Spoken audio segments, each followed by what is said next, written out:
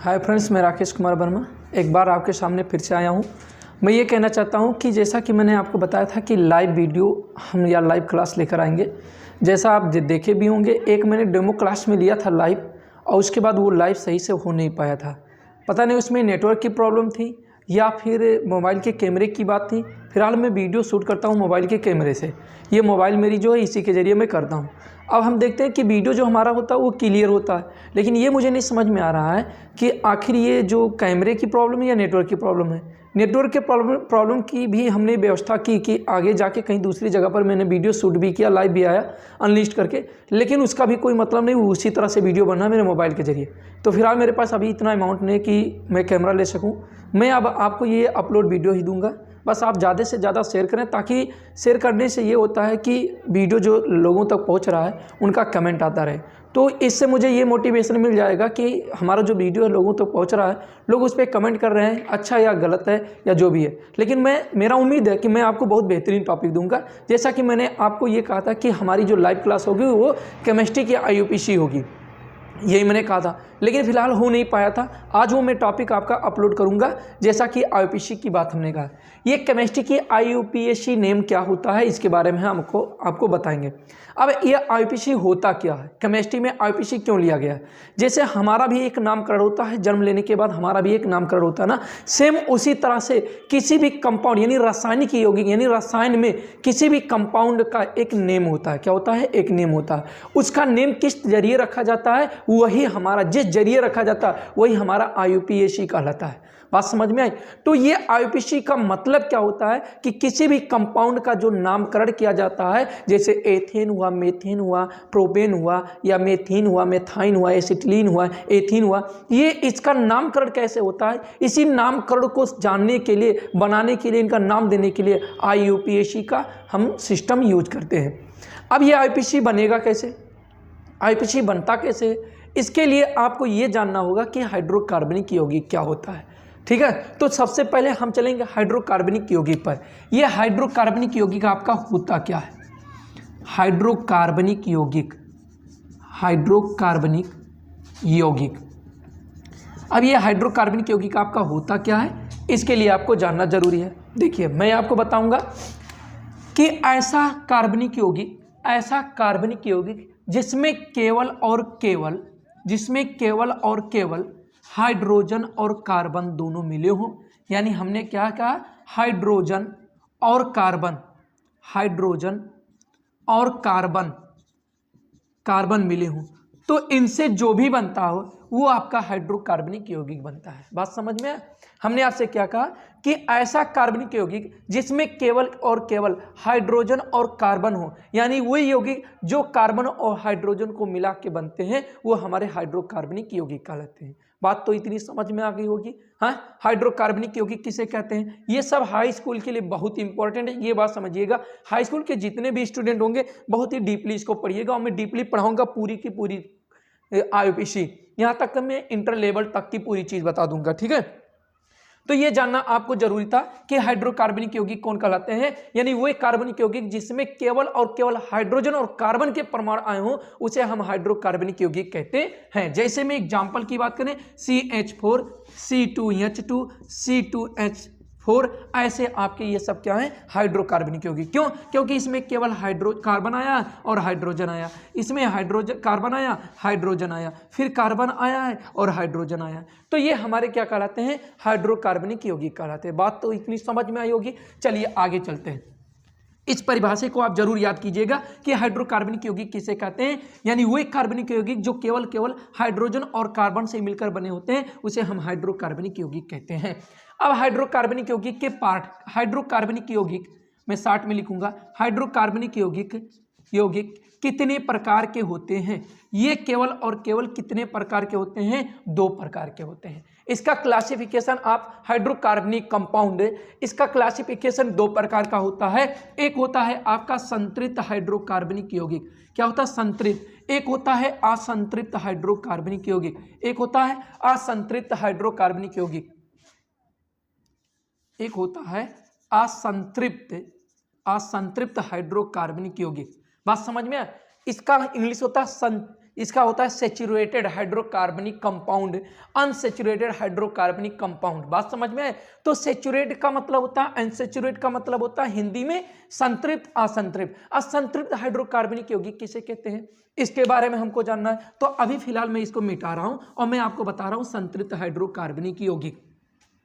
अब संतृप्त हाइड्रोकार्बनिक यौगिक के बारे में आपको जानना है। वे हाइड्रोकार्बनिक यौगिक जिनके कार्बन और कार्बन के बीच में केवल और केवल सिंगल बॉन्ड हो, अर्थात जिनके कार्बन खुली श्रृंखला में हो। अब ये बात नहीं समझ में आया कि ये कार्बन की खुली श्रृंखला क्या कह रहा है, तो मैं थोड़ा सा आपको बताना चाहूंगा। यहां पर देखिए, ये कार्बन का परमाणु कितना होता है, 6 होता है परमाणु क्रमांक। इसके इलेक्ट्रॉनिक विन्यास कितने हो, 2,4 होते हैं। ठीक है, कितना होता है, ये कार्बन है, कार्बन के परमाणु 6 होते हैं, इसका इलेक्ट्रॉनिक विन्यास 2,4 होता है। अब यही 4 हमारा जो है, यही जो 4 अंतिम यानी यही जो 4 होता है, इसको हम कहते हैं बाह्य कोश में उपस्थित इलेक्ट्रॉन। क्या होता है, बाह्य कोश में, बाहरी कक्षा में इलेक्ट्रॉन जो होते हैं, वही हमारे इलेक्ट्रॉन क्या करते हैं, किसी भी यौगिक में हिस्सा लेते हैं या किसी भी परमाणु के साथ में संयोग करते हैं। क्या करते हैं, संयोग कहते हैं। इसलिए इस इलेक्ट्रॉन को हम संयोजी इलेक्ट्रॉन भी कहते हैं तथा इस कोश को हम संयोजी कोश भी कहते हैं। बात इतनी समझ में आई होगी। फिर से मेरी बात एक बार क्लियर करते हैं। हमने कहा कार्बन की 4 बॉन्ड होते हैं, उसी चीज को मैं बताना चाह रहा हूं। और कार्बन खुली अवस्था में पाई जाती है। खुली अवस्था मतलब इसके जो कार्बन के बॉन्ड होते हैं, ये खुली अवस्था में कहलाते हैं। ये आपके चतुष्फलीय होते हैं, लेकिन ये क्या होते हैं, स्वतंत्र, ऐसे मुक्त रूप में क्या होते हैं, खुली अवस्था में होते हैं। वही मैं दिखाना चाहता हूं ऐसा क्यों होते हैं।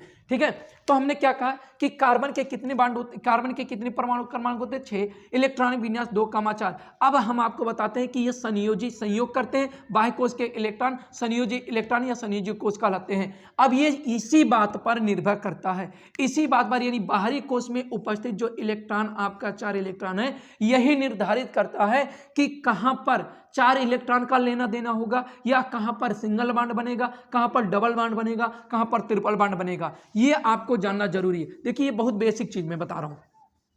अब ये देखिएगा, मैं बता रहा हूं कि अगर कहीं पर भी संयोजी कोश, मैं ऐसे लिख दे रहा हूं, संयोजी कोश,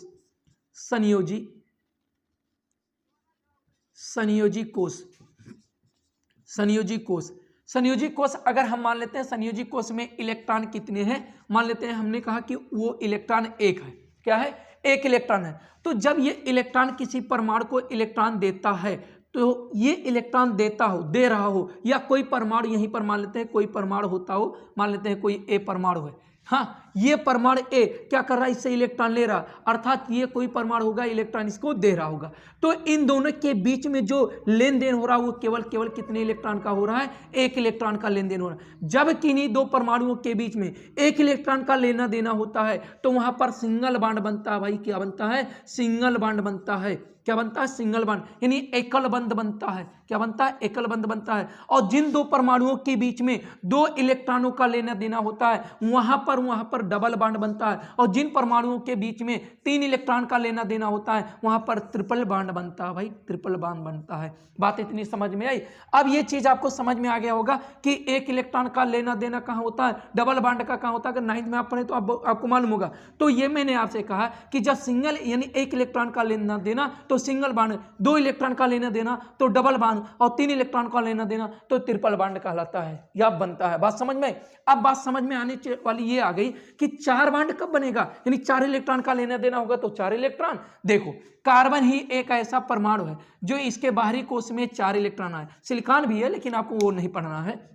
हम तो हाइड्रोकार्बनिक यौगिक पढ़ रहे हैं ना, तो हम हाइड्रोकार्बनिक यौगिक की बात कर रहे हैं। ये हमारा सी का बाहरी कोश में 4 इलेक्ट्रॉन आया, तो इसके भी क्या कितने बॉन्ड होंगे, 4 बॉन्ड होंगे। कितने बॉन्ड होंगे, 4 बॉन्ड। ये इतनी जटिल होते हैं कि किसी भी परमाणु के बीच में दिखाया नहीं जाता, या दिखाना इतना कठिन है कि दिखाया नहीं जा सकता। ठीक है, कहीं कहीं पर आपको किसी बुक में ये बात मिलेगी देखने को कि कहीं ना कहीं आपको ये कुमार मित्तल की बुक कक्षा 10 की अगर देखेंगे तो वहां पर भी आपको मिलेगा। तो हमने क्या कहा कि इस तरह से कार्बन की 4 बॉन्ड होते हैं। क्या होते हैं, 4 बॉन्ड। यही इलेक्ट्रॉन ही कार्बन के 4 बॉन्ड है। ये जो 4 इलेक्ट्रॉन है, 1+1+1+ ऐसे रूप में लिख दिया जाता है, यानी 1 इलेक्ट्रॉन 1 इलेक्ट्रॉन 1 इलेक्ट्रॉन। या तो ये 4 इलेक्ट्रॉन किसी से लेगा या किसी को 4 इलेक्ट्रॉन देने की क्षमता रखता है। लेकिन ये क्या करता है, जो भी इलेक्ट्रॉन अपना है वो ये शाखाओं के रूप में देता है। शाखाओं के रूप में, जैसे एक पेड़ के कई शाखाएं होती हैं, ऐसे ये भी है। है। तो इसके 4 शाखाएं हैं। अब इन चारों शाखाओं में एक इलेक्ट्रॉन का कोई भी परमाणु, एक इलेक्ट्रॉन का कोई भी परमाणु,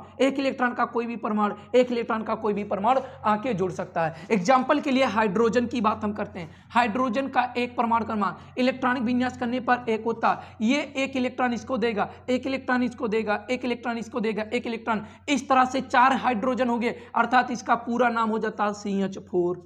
बात समझ में आई? ये चीज़ आपको बिल्कुल समझ में आया हुआ, और समझ में आए तो चीज़ों को लाइक यानी वीडियो को लाइक और शेयर जरूर कर दिया करो, ठीक है।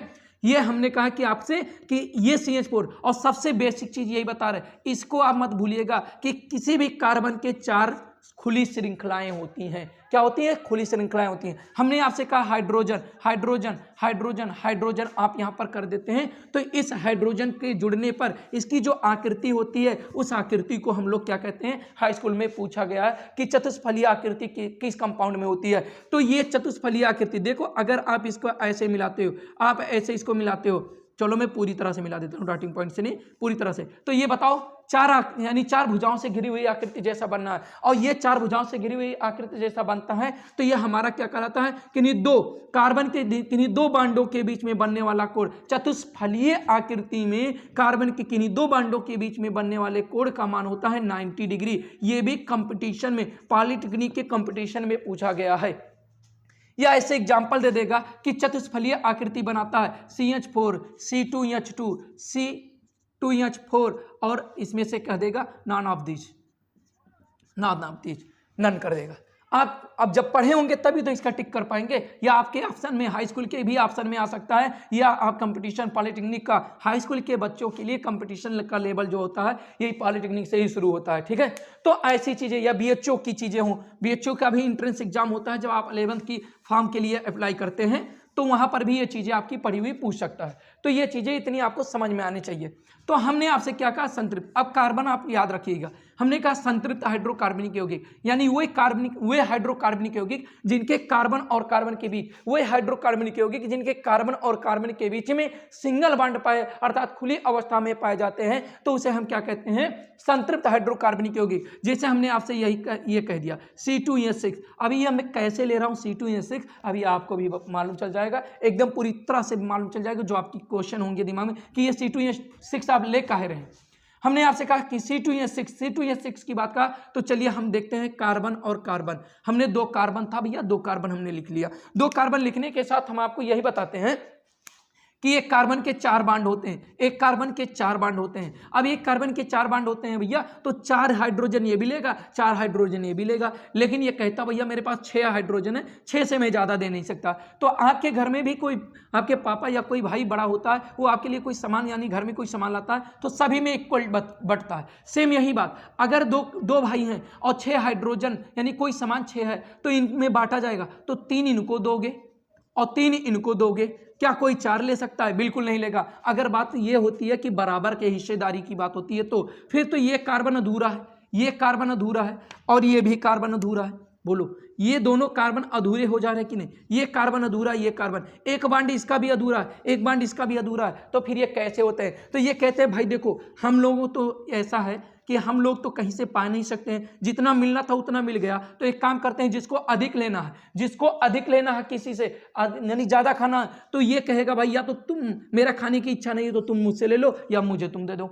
हाँ, बात समझ रहे हो? जिसको अच्छा नहीं लगे, तो यही बात कहने का साफ साफ मतलब यह है कि अगर 3-3 हाइड्रोजन ये दोनों लोग ले लिए हैं, तो एक बांड इनका बच रहा है, एक बांड इनका बच रहा है, तो ये दोनों एक दूसरे से जुड़ जाते हैं, अर्थात एक दूसरे से जुड़ना ही इनका संतृप्त कहलाता है, यानी सैचुरेटेड पोजीशन कहलाता है, या स्थिति कहलाती है। तो इसी घटना को हम लोग कहते हैं, जब कार्बन और कार्बन का बांड जुड़ता है और वो एक दूसरे से सिंगल बांड के द्वारा जुड़ते हैं, एकल बंध के द्वारा जुड़ते हैं, तो उसे हम संतृप्त हाइड्रोकार्बनिक यौगिक कहते हैं।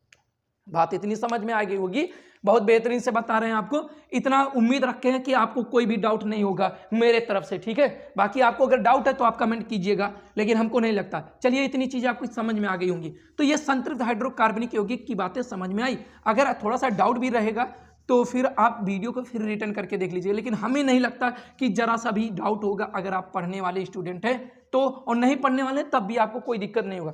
अब इसके बाद हम लोग आ जाते हैं असंतृप्त, क्या आ जाते हैं? असंतृप्त हाइड्रोकार्बनिक यौगिक, असंतृप्त हाइड्रोकार्बनिक कार्बनिक यौगिक, असंतृप्त हाइड्रोकार्बनिक यौगिक, अनसैचुरेटेड हाइड्रोकार्बनिक कंपाउंड।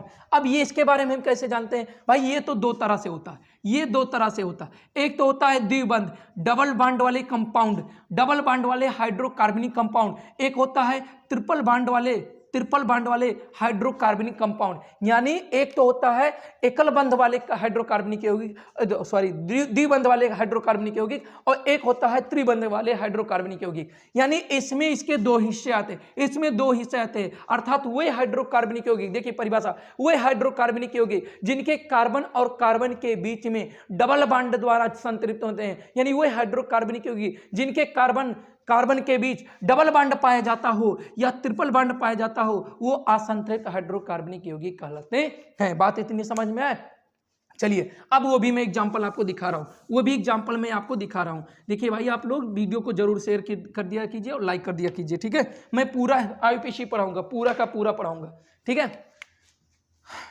बस आगे देखते हैं। अब इसका एग्जांपल C2H4 की बात करते हैं। हमने देखो आपको स्ट्रक्चर में बनाना बता रहा हूँ, बाइंडिंग करना बता रहा हूँ, कैसे आप इसको बाइंडिंग में तोड़ते हैं। देखिए दो कार्बन, एक कार्बन बहुत अच्छे से मैंने बताया, एक कार्बन के 4 खुली श्रृंखलाएं होती हैं, 4 खुली श्रृंखलाएं होंगी, 4 हाइड्रोजन है तो 4 हाइड्रोजन है तो 2 या तो ये ले सकता है, 2 ये भी ले सकता है, बाकी इसके 2 बॉन्ड बच रहे हैं भाई, 2 बॉन्ड इसके बच रहे हैं, 2 बॉन्ड इसके बच रहे हैं। तो फिर कैसे होगा इनका काम? फिर कैसे होगा? ये कहीं से और हाइड्रोजन अगर पाना होता तो इसी में आके जुड़ गए होते, ये तो कहीं हाइड्रोजन पाएंगे नहीं, है नहीं फिलहाल तो, या तो ये जुड़ेंगे तो किससे जुड़ेंगे? किसी समूह से जुड़ेंगे। अभी तो मैं फिलहाल आपको बता नहीं पा रहा हूं कि क्या समूह है, मैं बताऊंगा। किसी समूह से या मूलक की बात करते हैं, इसी को हम लोग मूलक कहते हैं या इसी को हम लोग समूह कहते हैं। ये दोनों इसी से जुड़ सकते हैं। किससे जुड़ सकते हैं भाई? इन्हीं दोनों से जुड़ सकते हैं। बात समझ में आया? तो ये देखना है आपको, ये देखना है आपको कि ये किससे प्रेजेंट टाइम में, या हम आज संतृप्त हाइड्रोकार्बनिक पढ़ रहे हैं तो ये तो अभी हम समूह के बारे में भी बताएंगे बहुत बेहतरीन से कि ये किससे और जुड़ सकते हैं। लेकिन यहां पर हमारे 2 कार्बन बचे हैं, यानी 2 बॉन्ड, यानी 2 लोग तो ये ले लिए, 2 कार्बन ये भी ले लिए, 2 हाइड्रोजन ये भी ले लिए, 2 हाइड्रोजन ये भी ले लिए। लेकिन ये 2 बॉन्ड बचे हैं तो ये क्या करेंगे? तो ये 2 बॉन्ड क्या करेंगे? एक दूसरे से संतृप्त हो जाएंगे, जुड़ जाएंगे। क्या कर लेंगे? जुड़ जाएंगे। तो जब कभी भी आपको एग्जाम में आपके क्या नाम है बहुविकल्पी में अतिलग्ते 60 टाइप का जो क्वेश्चन है उसमें भी दिया है कि ऐसे बना दिया ऑप्शन, प्रश्न में पूछा है ऊपर क्या कि कौन से असंतृप्त हाइड्रोकार्बनिक यौगिक के अंतर्गत आते हैं। बहुत बार आया एग्जाम में। फिलहाल मैं एक पेपर भी कराऊंगा आप सबका, फिजिक्स का, केमिस्ट्री का और मैथ का, ठीक है? तो इसके लिए चिंता मत कीजिएगा, बस ज्यादा से ज्यादा लोग जुड़ जाइए। तो ये चीजें आपकी समझ में आ गई कि ये दोनों का क्या हुए? 2 हाइड्रोजनों से जुड़ गए। अब इसे थोड़ा सा अच्छा लिखने के लिए किताब में आपके दिखा देता है इस तरह से कि थोड़ा देखने में सही लगे, और सही की जो करता हो इसमें कापी भी आपका बच जाता है, ऊपर नीचे खींच दिया तो इधर खींचने की जरूरत नहीं है। बात समझ में आया? तो इतनी चीजें आपकी ये समझ में आनी चाहिए। चलिए असंतृप्त हाइड्रोकार्बनिक का डबल बॉन्ड का हो गया, ट्रिपल बॉन्ड की बात करते हैं C2H2। अब यहां पर देखिए 2 कार्बन है, फिर वही चीज आपको मैंने जो सिखाया कि एक कार्बन के 4 खुली श्रृंखलाएं होती हैं, एक कार्बन के 4 खुली श्रृंखलाएं होती हैं। अब यहां पर हमारे पास हाइड्रोजन तो 2 ही है, तो एक हाइड्रोजन इसको दिया, एक हाइड्रोजन इसको दिया। भाई एक तरीका होता ना, दोनों में हम बराबरी का हिस्से देंगे ना। तो अब इसके 3 कार्बन बच रहे हैं, 3 बॉन्ड बच रहे हैं, इस कार्बन के भी 3 बॉन्ड बच रहे हैं। फिर तो आप करेंगे क्या? तो हम यही करेंगे कि इन कार्बन को हम ट्रिपल बॉन्ड द्वारा क्या कर देंगे? जोड़ देंगे। तो इस तरह से भी कोई कार्बनिक हाइड्रोकार्बनिक यौगिक दिखा तो वो आपका किसके अंतर्गत आएगा? अनसैचुरेटेड हाइड्रोकार्बनिक कंपाउंड के अंतर्गत आएगा। बात समझ में है? चलिए ये चीजें आपकी क्लियर हुई। अब इसके बाद हम लोग चलते हैं क्या कि यहां पर अब ये चीजें क्लियर होती हैं। अब हम आपको बताएंगे कि आईपीसी का वैल्यू क्या है और आईपीसी आपको करना क्या है। देखिए आपके अगर हाई स्कूल का एग्जाम आप देना चाहते हैं तो हाई स्कूल के एग्जाम में बहुत अच्छे से आता है, और फिर अगर मान लेते हैं आप क्या नाम है एनडीए वगैरह की तैयारी कर रहे हैं तो उस एनडीए वगैरह में भी आता है। कभी कभार एग्जाम में आईपीसी पूछने के लिए आता है, क्योंकि फिजिक्स, केमिस्ट्री और मैथ क्या होता है और इंग्लिश हाई स्कूल लेवल से ही रहता है, ठीक है? तो कम से कम इन चीज़ों को आप ध्यान में रखिएगा, इन चीज़ों को रखिएगा ध्यान में, जिस तरह से मैं बता रहा हूँ। और आईपीसी जितना मैं बता दूंगा कंप्लीट, वो बहुत बेहतरीन से आपको समझ में आएगा, ठीक है? तो अब मैं बताने वाला हूं कि आपको एल्केन से पहले थोड़ा सा एक टेबल हम लोग याद कर लें। वो टेबल क्या है? जब तक वो टेबल आपको मालूम नहीं रहेगा तब तक आप किसी भी आईपीसी को नहीं लिख पाएंगे, यानी किसी का भी आईपीसी नेम नहीं लिख पाएंगे, ठीक है? तो वो टेबल क्या है? पहले में होता है कार्बन की संख्या, क्या होता है, कार्बन की संख्या, कार्बन की संख्या। और दूसरे में क्या होता है, इस कार्बन की संख्या के आधार पर इनका नाम, किसका नाम, कार्बन का, कार्बन की संख्या और कार्बन की संख्या के आधार पर इनका नाम। अब ये कैसे होता है, अगर मान लेते हैं कार्बन की संख्या 1 है, मान लेते हैं कार्बन की संख्या 2, 3 है, 4 है, 5 है, 6, 7, 8 और भी है, अभी मैं बता रहा हूं 10 तक तो मैं बताऊंगा कम से कम। देखो दिख रहा ना सही से भैया, देखना सही से दिख रहा है, कोई मतलब ऐसा तो हल्का तो नहीं दिख रहा, ये वाला नहीं दिख रहा, 8 वाला नहीं दिख रहा, चलो 7 तक मैंने मिटा दिया, ठीक है। मैंने आपसे क्या कहा, अगर C बराबर 1 है, C बराबर 2 है, C बराबर 3 है, C बराबर 4 है, C बराबर 5 है, C बराबर 6 है, तो इसका नाम क्या होगा, इस कार्बन की संख्या के आधार पर इसका हम नाम करेंगे। अगर कहीं पर कार्बन आया 1 तो वहां पर हम लिखेंगे मेथ। मेरे भैया मेरे बाबू आपको ये बहुत अच्छे से समझना, ये चीज अगर आपको याद है तो सही बता रहे हैं, केमिस्ट्री आपकी IUPAC एकदम से पूरी तरह से 0 हो जाएगा, पूरा गारंटी मैं ले रहा हूं, मैं गारंटी लूंगा इस बात का। C बराबर अगर 2 है तो क्या हो जाएगा, 8 हो जाएगा। अगर C बराबर 3 है तो इसको हम लोग कहेंगे प्रोप। अगर C बराबर 4 है तो इसे हम कहेंगे ब्यूट। हो सकता है इंग्लिश का कहीं पर लेटर गड़बड़ होगा, इसके लिए टेंशन मत लेना। C बराबर 5 तो इसे हम लिखेंगे पेंट, क्या लिखेंगे, पेंट। अगर C बराबर 6 है तो इसे लिखेंगे हम हेक्स। रीजन है क्योंकि गलत होने का, क्योंकि थोड़ा सा मैं स्पीड लेना चाहता हूं, क्योंकि मेरा MB ज़्यादा हो जाता है ना, तो टॉपिक अगर ज़्यादा टाइम तक चलते हैं तो MB ज़्यादा हो जाता है, तो फिर ये क्या नाम है, हमारे पास ऐसा कोई सिस्टम नहीं है जिसके जरिए लोग बताते काइन मास्टर वगैरह से इसको क्या किया जाए, कन्वर्ट किया जाए। कन्वर्ट करने के बाद तभी क्वालिटी लो हो जाती है, और फिर हल मेरे पास व्यवस्था वो नहीं है। मैं जितना 4 GB 5 GB होता है मैं फिर से रिचार्ज करके एक्स्ट्रा GB रिचार्ज करके अपलोड कर देता हूँ। एक प्रकार का आपको अगर भी यूट्यूबर होंगे ऐसा कुछ करते होंगे तो आपको भी ये नॉलेज मिलता होगा, या मैं दे रहा हूँ आपको, ठीक है। देखिएगा, मैं अगर आप हाई स्कूल के एग्जाम के लिए तैयारी कर रहे हैं तो लास्ट में मैं आपको कुछ और भी चीज़ें बताऊंगा, पहले आप पढ़ लीजिए। देखिए मैथ हो गया, एथ हो गया, हिंदी में भी लिख दे रहे हैं भाई, मैथ, एथ, प्रोप, ब्यूट, पेंट, हेक्स, ये आप सबका इतना हुआ। अगर ये इतने कार्बन, एक कार्बन से आप इसको मेथ पढ़ेंगे, 2 कार्बन से आप इसको एथ पढ़ेंगे, 3 कार्बन से ये प्रोप पढ़ेंगे, 4 कार्बन से ब्यूट पढ़ेंगे, 5 कार्बन से पेंट पढ़ेंगे, 6 कार्बन से हेक्स पढ़ेंगे। इतनी चीजें तो क्लियर हो गई होंगी। अगर मान लेते हैं यही 7 कार्बन आ जाए, यही 8 आ जाए, 9 आ जाए, 10 आ जाए, तब क्या पढ़ेंगे। अगर 7 कार्बन आया है तो आप इसी को हेप्ट पढ़ेंगे, क्या पढ़ेंगे, हेप्ट पढ़ेंगे। 8 कार्बन आ गया तो ऑक्ट पढ़ेंगे, क्या पढ़ेंगे, OCT, ऑक्ट पढ़ेंगे। 9 कार्बन आ गया तो नॉक पढ़ेंगे, क्या पढ़ेंगे, नॉक। मिटा ही दे।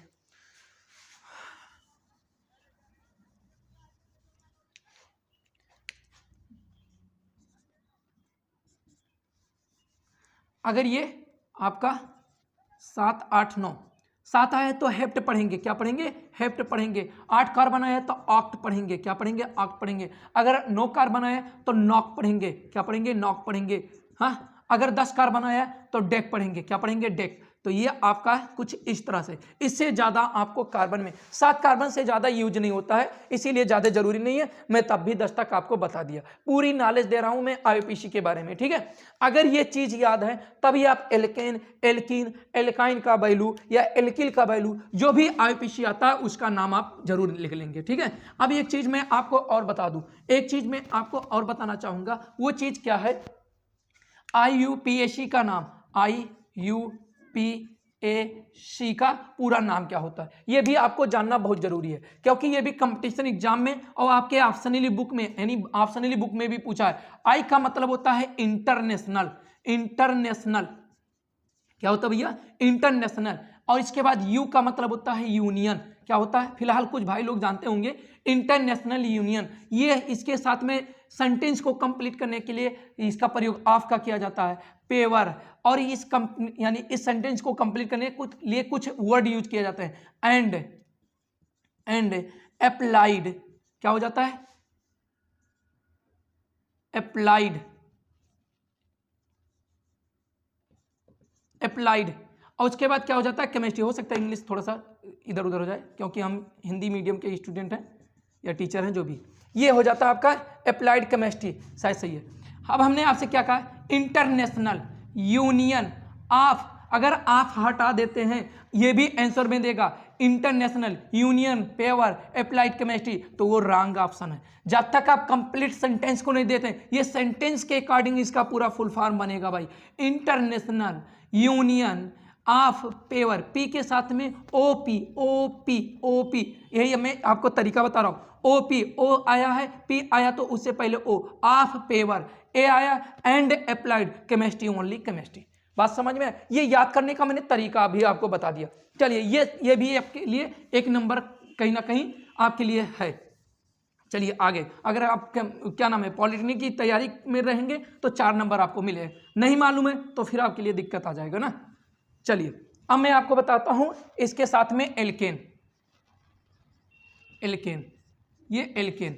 अब एल्केन के बारे में हम लोग पढ़ेंगे और बहुत अच्छे से इसके बारे में जानेंगे। थोड़ा हम टाइमिंग जान लें, थोड़ा वीडियो 1 मिनट के लिए स्टॉप करना भाई। देखो अब हम एल्केन के बारे में पढ़ेंगे, जैसा कि हमने सोचा टाइमिंग ज़्यादा ना हो जाए, नहीं तो एमबी ज़्यादा हो जाता है तो फिर डाटा यूज करने में दिक्कत होता है। हमने कहा आपसे एल्केन, एल्केन का मतलब क्या होता है ये भी मैं बता देता हूँ। ये हाइड्रोकार्बनिक के अंतर्गत आते हैं, केवल और केवल हाइड्रोकार्बनिक के अंतर्गत आते हैं। बात समझ में आए? ये हाइड्रोकार्बनिक यौगिक के अंतर्गत आते हैं, यानी वही यौगिक यानी एल्केन, यह एक हाइड्रोकार्बनिक यौगिक होता है। इसका समान सूत्र, सबसे इंपॉर्टेंट चीज, इसका समान सूत्र बहुत बार एग्जाम में पूछा जा चुका है। इसका समान सूत्र CnH2n+2 होता है, बहुत बार एग्जाम में पूछा गया। एक बात समझिएगा, इसका अभी दूसरा नाम भी मैं आपको बताऊंगा। हमने यहाँ से कहा एल्केन, एल्केन एक हाइड्रोकार्बनिक यौगिक होता है, इसका समान सूत्र CnH2n+2। भाई इसको आप बहुत जरूरी समझ के, जितना जरूरी आपके लिए खाना और पानी है उतना जरूरी समझ के अगर आप पढ़ाई कर रहे हैं हाई स्कूल की, तो जरूर इसको आप याद कर लो यार, बिल्कुल याद कर लो। CnH2n+2, अरे A+B का होल स्क्वायर हमको बहुत अच्छे से याद है, तो फिर इसको भी याद कर लो ना कि एल्केन CnH2n+2, एल्केन CnH2n+2। देखो 1, 2 और 3, बात समझ में? याद करने का भी तरीका CnH2n+2।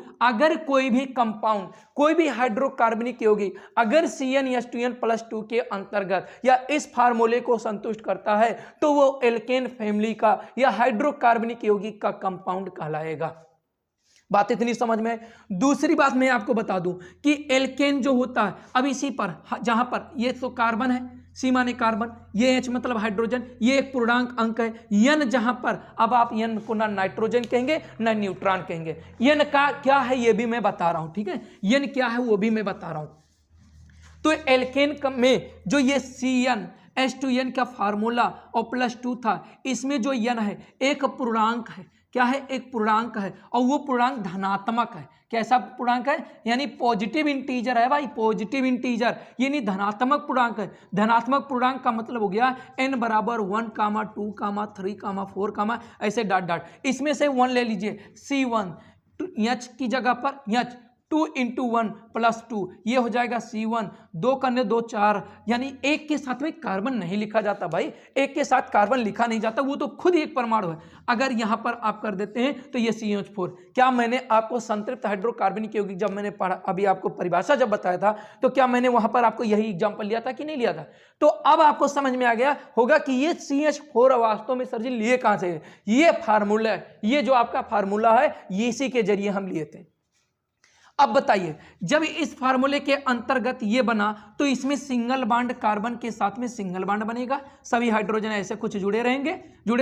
फिर मैं कहता हूं C बराबर 2 लिया तो 2 दूना 4 भैया, अगर हमने C का मान 2 लिया यानी N का मान 2 लिया, 2 दूना 4 और 2 6 यानी 6 हो गया। अब 2 कार्बन आते हैं। क्या मैंने ये भी एग्जाम्पल आपको अभी कुछ समय पहले समझाया था? बोलो हाँ या ना। बिल्कुल समझाया था मैंने आपको, यानी कार्बन और कार्बन के बीच में सिंगल बॉन्ड आया था। सिंगल बॉन्ड आने वाले को आप क्या कहते थे? सिंगल बॉन्ड आने वाले को आप क्या कहते थे? संतृप्त हाइड्रोकार्बनिक यौगिक, यानी सैचुरेटेड हाइड्रोकार्बनिक कंपाउंड। अरे भाई जब ये आपने सीखा था और इस फार्मूले के अंतर्गत भी सीख रहे हैं, और ये फार्मूला आपका एल्केन का है, किसका है? एल्केन का है, तो इस बात से क्लियर होता है कि एल्केन ग्रुप का कोई भी कंपाउंड होगा वो संतृप्त हाइड्रोकार्बनिक यौगिक कहलाएगा। बात समझ में आया? यानी कहने का मतलब हुआ कि अगर कोई संतृप्त हाइड्रोकार्बनिक यौगिक है तो वो हमारा एल्केन है। अगर हमारा कोई एल्केन है तो वो संतृप्त हाइड्रोकार्बनिक यौगिक कहलाएगा। अब इसी में ऐसे जब आपका ऑप्शन बनेगा तो उस ऑप्शन के अकॉर्डिंग ऐसे बन जाएगा ऑप्शन का क्वेश्चन कि संतृप्त हाइड्रोकार्बनिक यौगिक निम्न में से हैं। ठीक है, ऐसे कह देगा CnH2n +2 CnH2n CnH2n -1 +1 और CnH2n -2, तो फिर आपको दिक्कत ही होगा। फिलहाल इसको आप हटा दें, तीसरे पे ये नानाब्दिज रख दें। ठीक है, तो इसमें से आप अगर पढ़े होंगे तभी तो बता पाएंगे कि संतृप्त हाइड्रोकार्बनिक ही हमारा क्या होता है, एल्केन फैमिली का होता है। तो एल्केन का सूत्र सर जी ने बताया था कि CnH2n +2 होता है, तो बिल्कुल क्लियर हो गया। हाँ, तुरंत आपको 1 नंबर मिल जाएगा। तो कम से कम इन सब चीज़ों को देखते रहिए। और एक बात समझिए, आप सब ये सोचते हैं कि YouTube पे कोई पढ़ा रहा है तो बिल्कुल यार बस अपने काम के लिए पढ़ा रहा है कि कम से कम YouTube पे उसका नाम हो जाए, ऐसा कुछ नहीं। कुछ कंटेंट ऐसे होते हैं जो आपको बहुत ही बेहतर रहते हैं। पहले आप वीडियो में इंटरेस्ट, अपनी चीज़ों में इंटरेस्ट रखिए। उन चीज़ को जो भी आप देख रहे हैं पहले उसको देखने की कोशिश तो करें, पहले उसको 1, 2 मिनट, 3 मिनट, 4 मिनट, 5 मिनट देख लें, फिर देखिए आपको इंटरेस्ट आएगा। और वैसे आप सोचते हैं कि सिर्फ क्लिक करें, 1 8 10 सेकंड 5 सेकंड देखें, हाँ बस पता चल गया कि पढ़ाएगा कि नहीं पढ़ाएगा। नहीं, ऐसा नहीं होता। पहले आप वीडियो को अच्छे से देखें। अब इसके बाद हमने आपसे कहा कि हम एल्केन ही पढ़ रहे हैं। चलिए, एल्केन के साथ में मैं आपको बताता हूं कि इसका IUPAC नामकरण कैसे करेंगे। जैसे मैंने अभी लिखा था CH4, अभी मैंने लिखा था C2H2 C2H6, तो इसका नाम क्या बनेगा, आखिर ये है क्या। चलो, मैंने आपको कहा था कि एल्केन का एक दूसरा नाम भी है। एल्केन का एक दूसरा नाम है पैराफिन। क्या नाम है? पैराफिन। इसका एक नाम और है पैराफिन। अगर कहीं पर भी ऐसे आपका क्वेश्चन बनता है कि पैराफिन निम्न में से कौन है, निम्न में से कौन है। ठीक है, अभी मैं आपके लिए क्वेश्चन कमेंट में आपको वो जरूर बताना पड़ेगा। ओलोफिन किसको कहते हैं? ओलोफिन किसको कहते हैं, ये आप इसका आंसर बताएंगे कि ओलोफिन किसको कहा जाता है। ठीक है, तो आपके लिए क्वेश्चन रहेगा, इसका आंसर आपको देना है। फिलहाल मैं दूंगा इसके बाद दूसरा जो वीडियो मैं बनाऊंगा उसमें, लेकिन आपके लिए क्वेश्चन है कि ओलोफिन किसको कहा जाता है निम्न में से। अब इसके लिए ऐसे देगा CnH2n +2 ना करके +1 कर दे रहे हैं। ठीक है, और यहां पर मैं लिख दे रहा हूं एल्केन, और यहां पर मैं लिख दे रहा हूं CnH2n, या इसको ना लिख के सूत्र के अकॉर्डिंग ना लिख के मैं लिख दे रहा हूं एल्कीन, और मैं यहां पर लिख दे रहा हूं एल्काइन। ठीक है, अब आपसे ये ऐसे पूछेगा कि पैराफिन निम्न में से कौन सा है। अरे भाई, अभी इससे पहले अगर आपने देखा कि सूत्र के अकॉर्डिंग देखा गया कि सूत्र हो, अब हमने सूत्र ना लिख के उसका मैंने हिंदी लिख दिया, उसका जो हिंदी होता वो लिख दिया। या आप बिल्कुल ऐसे भी लिख सकते हैं एल्केन, एल्काइन, एल्कीन। बस थोड़ा सा इंग्लिश भी मैं आपको देता रहूंगा जितना हो सकता है। ठीक है, अब इस तरह से पूछ लेगा कि पैराफिन निम्न में से कौन है, तो आप अगर इसको फार्मूले के अकॉर्डिंग देखें CnH2n +2 कहते कि +1 कहते सर जी। अब देखो, मैं डाउट की बात बता रहा हूं, आप एग्जाम में आपको कंफ्यूजन कैसे होता है, आप टिक लगाने से कंफ्यूज रहते हैं कि पता नहीं यार कौन सा कहे थे, मुझे समझ में नहीं आ रहा। तो अगर आपकी चीजें ये रहे तो ये ऐसा कहने का मतलब होता है कि जब आपको कंफ्यूजन है एग्जाम में तो आप सही से पढ़े नहीं। देखिए, मैंने आपसे कहा एल्केन पैराफिन एल्केन दोनों में एन आया, ये तो आपका क्या है, एल्किल है। ये तो आपका एल्किल है, लेकिन आप पढ़ोगे तब जान पाओगे ये आपका एल्कीन है। ये क्या है, एल्कीन है। तो इसी से हम लोग थोड़ा सा पहचान करते हैं, पैराफिन एल्केन ऐसे रट लो ना, एल्केन पैराफिन, तो ऐसे आपको रटना पड़ेगा। ठीक है, अब इसका IUPAC नाम लिखने के लिए हम लोग कैसे करते हैं, हम लोग इसको कैसे जानेंगे कि ये इसका जो नाम होगा एल्केन का IUPAC नाम। अब मैं लिख रहा हूं एल्केन का IUPAC नेम। कैसे लिखेंगे, किसी भी हाइड्रोकार्बनिक यौगिक अगर वो हाइड्रोकार्बनिक एल्केल ग्रुप का या CnH2n +2 फार्मूले के ग्रुप का हो तो उसका IUPAC नाम लिखने के लिए हम कार्बन की संख्या में ANE जोड़ देते हैं, जिससे इसका पूरा नाम क्या हो जाता है, यानी कार्बन की संख्या, ये आपका क्या हो जाएगा, कार्बन की संख्या, नंबर ऑफ कार्बन की संख्या और प्लस n, तो ये इसका पूरा नाम क्या हो जाएगा, इसका पूरा नाम क्या हो जाएगा, जो भी कार्बन की संख्या हो, जैसा कि मैं लिख दूंगा पूरा ऐड करके, ठीक है। ये कार्बन प्लस n जुड़ा रहेगा। अब वो क्या होगा मैं आपको एग्जांपल के जरिए समझाऊंगा। चलो देखो मैंने क्या कहा कि यही हमारा फार्मूला था, यही हमारा CnH2n+2 हमारा क्या था, सूत्र था, ठीक है। अब यहां पर n बराबर हमने रखा 1 2 3 4 5 ऐसे डॉट डॉट, जो आपकी इच्छा हो उतना रख सकते हैं, लेकिन ज्यादा जरूरी नहीं है। अब हमने कहा एक कार्बन पे, यानी 1 हो जाएगा, 2 हो जाएगा, 2 4, यानी CH4 बनेगा। अब जब कार्बन की संख्या 1 था तो मैंने आपको टेबल बनवाया था, उस टेबल में एक कार्बन को आप क्या कहते थे, मेथ कहते थे भाई।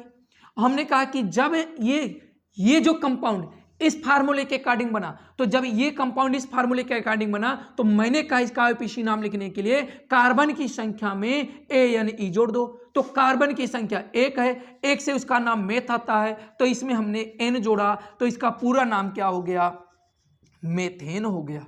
क्या हो गया, मेथेन हो गया। जिसको सबसे इंपॉर्टेंट चीज मैं बता रहा हूं, ये कई बार एग्जाम में, पॉलिटेक्निक एग्जाम में पूछा गया है। आपको नहीं विश्वास है, आप पॉलिटेक्निक का पेपर देख लीजिए, उसमें पूछा गया कि मार्स गैस किसको कहते हैं, मार्स गैस किसको कहते हैं, इसी मेथेन को हम लोग मार्स गैस भी कहते हैं। बात समझ में आए। और भी एग्जामों में पूछे गए कंपटीशन में कि मार्स गैस किससे बोला जाता, तो मेथेन का बोला जाता है। इस समय दिल्ली पुलिस वाले में बहुत ही, दिल्ली पुलिस का जो फार्म लड़के एग्जाम दे रहे हैं इस समय मतलब साइंस, केमिस्ट्री, फिजिक्स बहुत जबरदस्त आ रहे हैं। तो इसीलिए ध्यान में रखो, अगर साइंस की चीजें अगर आप पढ़ने नहीं हो तो कम से कम आपके घर में कोई हो तो उसे कह दो जरूर पढ़ ले, ठीक है, साइंस, क्योंकि साइंस रिविजन करना बहुत ही जरूरी है। बस आप सब जुड़ जाओ, मैं भी थोड़ा सा टाइम निकाल के मैं पर डे लेना चाह रहा हूँ क्लास, लेकिन दिक्कत क्या होता है ना, कि दिक्कत यह है कि अपलोड करने में सबसे बड़ी प्रॉब्लम होती है, क्योंकि 5 GB 4 GB अपलोड करने में कम से कम 2 घंटे 2.5 घंटे लग जाते हैं। तो फिर आप सोचिए कि इतना टाइमिंग किसी की इंसान को निकालने के लिए कितनी बड़ी प्रॉब्लम हो सकती है। पर मैं झेल रहा हूँ, लेकिन आप लोग एक वीडियो को शेयर करने में 5 लोगों के पास, सिर्फ एक व्हाट्सएप से सिर्फ 5, मैं एक स्टूडेंट से कहता हूँ सिर्फ आप 5 लोगों के पास शेयर कर दिया कीजिए बस, और कोई कुछ नहीं मैं आपसे मांग रहा हूँ, बस इतना ही सिर्फ मांग रहा हूँ, ठीक है। चलिए 2 रखते हैं, तो C के स्थान पे 2 रखते हैं, 2 दूना 4 और 2 6 हो जाएगा। अगर 2 कार्बन आया, C बराबर 2 आया, तो 2 कार्बन से एथ होता है, प्लस ANE जोड़ेंगे तो इसका नाम क्या हो जाएगा, एथेन हो जाएगा भाई, एथेन हो जाएगा। बात समझ में। अब इसका मार्स वगैरह कुछ नहीं, सिर्फ मेथेन को मार्स गैस कहा जाता है, ये आपका एथेन है। ऐसे आपका ब्यूटेन भी बनेगा। चलिए ब्यूटेन, प्रोपेन, 3 कार्बन है, 3 दूना 6 2 8, 3 दूना 6 2 8, 3 कार्बन से प्रोप होता है भाई, प्रोप होता है, प्लस ANE, प्रोपेन, क्या हो जाएगा, प्रोपेन हो जाएगा। ऐसे आपका C बराबर 4 दूना 8 और 2 10, 4 दूना 8 2 10, ब्यूट प्लस एन, ब्यूटेन हो जाएगा। क्या हो जाएगा, ब्यूटेन हो जाएगा। बात समझ में। अब आपके दिमाग में आ रहा होगा सर जी से छोटे छोटे एग्जाम्पल क्यों, अरे भाई पहले छोटा छोटा तो पढ़िए, आप बड़ा नहीं पढ़ाएंगे तब फिर आप कहिएगा, ठीक है। चलिए आगे चलते हैं। करीब कितने टाइम हो गए होंगे भाई, तो लगभग ये 40 मिनट के नियरेस्ट हो गया है, तो मैं ज़्यादा टाइम नहीं लूँगा, ठीक है, नहीं तो ये भी ज़्यादा दिक्कत हो जाता है। आप इसको समझिए बहुत अच्छे से कि प्रॉब्लम होता है, बस आप समझ लें तो अच्छी बात है, नहीं तो कोई बात नहीं है। बस ये मैं चाहता हूँ, बस जो मैं टॉपिक आपके पास भेज रहा हूँ उसको आप बहुत बेहतरीन से समझिए, पढ़िए, और आप हमने एक्सरसाइज में देखिए हाइड्रोकार्बनिक यौगिक का जो कंपाउंड है, मतलब चैप्टर है, उस चैप्टर पे जाइए, एक्सरसाइज खोलिए। कम से कम उसमें अगर आप कुमार मित्तल की किताब लेकर पढ़ रहे हैं तो उसमें मैं बता रहा हूँ आपको कम से कम आपको मिलेंगे 80-90 क्वेश्चन मिलेंगे। 80-90 क्वेश्चन की बात मैं बता रहा हूं, उसमें आप जाइए, उसको देखिए और बेहतरीन से उस पर टिक कीजिए और सॉल्व कीजिए। जितने एल्केन एल्काइन के होंगे लगभग 30 या 35 टूल्स एल्केन के हाइड्रोकार्बनिक यौगिक से, संतृप्त हाइड्रोकार्बनिक, असंतृप्त हाइड्रोकार्बनिक से आए होंगे। बात समझ में आया। तो आप इतनी चीजों को क्लियर कीजिए, और अगला वीडियो मैं कल या परसों तक फिर अगला वीडियो में डालूंगा। अगर 200 व्यू तक पहुंच जा रहा है, आज ही पहुंच जा रहा है, शाम तक या कल मॉर्निंग तक, तो मैं अगला वीडियो कल ही रखूंगा। जय हिंद, जय भारत, थैंक्स देखने के लिए।